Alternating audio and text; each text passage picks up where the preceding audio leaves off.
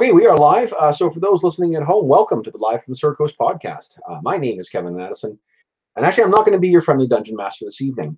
We originally had a session scheduled for this evening to play the Blood and Bone role-playing game published by Arcana Games.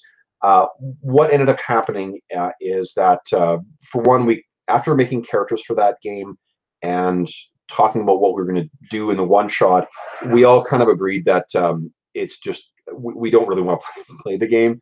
It didn't seem like a particularly interesting game. I've learned enough from our character creation and our brief playthrough of it and talking about the game afterwards to prepare myself for the review that I'm going to be doing on it in a couple weeks' time. So I've achieved that. So tonight, what we were going to do was we were going to play a one-shot playing the Doctor Who role-playing game, which published by Cubicle 7, and that will be coming. I've got a one-shot that is written for that. But what's happened in the interim since last week? There's been some really interesting chatter at the time of recording on Twitter about incentive structures in role-playing games, and the discussion was largely centered around how older versions of the game de-incentivized, kind of murder hoboing, in a sense that you didn't need to kill everything to get XP.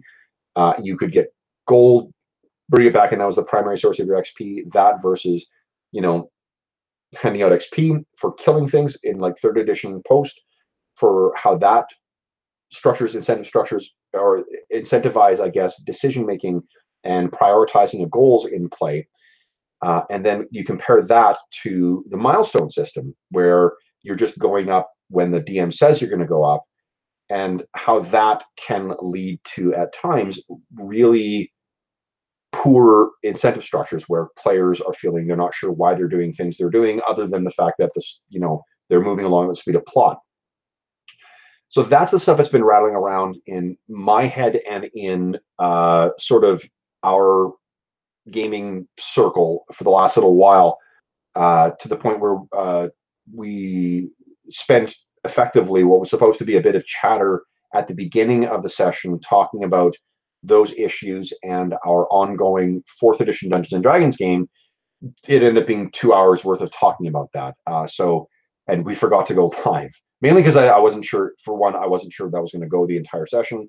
And also, once we got into it, it would not have been interesting viewing to see, half of a conversation.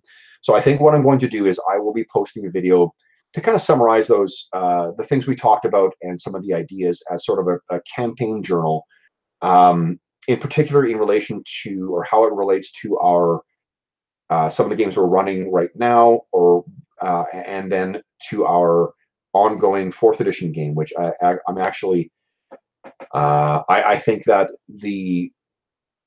that game's not long for this world, because I think there are some disconnects between the way I tend to run games, the way that I'm setting up the incentive structure in it, and the expectations of, not the expectations, but some of the values that some of the players have on why they're playing the game. So I'll deal with that in a later video. I just really didn't want to leave. If someone was wanting to check in on a Wednesday to see what was happening here, I didn't want to leave you in the dark as to why there was radio silence on this. So that's what's happened tonight. Is unfortunately we got sidetracked by a fairly in-depth conversation about incentive structures in games and incentivizing player decisions, and maximizing player agency to drive story versus a story-driven, like a plot or story-driven campaign. So anyway, there's really probably not much that you have questions about from this very short video, but if you do have any questions or comments or concerns regarding this, please don't hesitate to leave a comment in the comment section below. Otherwise, we will see you back again very soon with our Friday game, and then in a week's time, we get back to the Pirates of Drinax.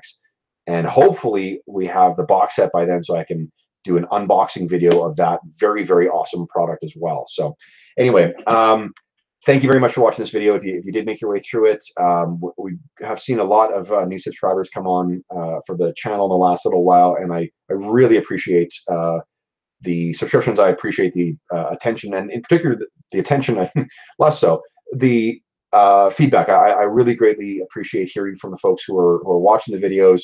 It's great to it's great to hear what people are responding to in them, and I'm hearing what people are doing with their their home games with some of the games that we've played here.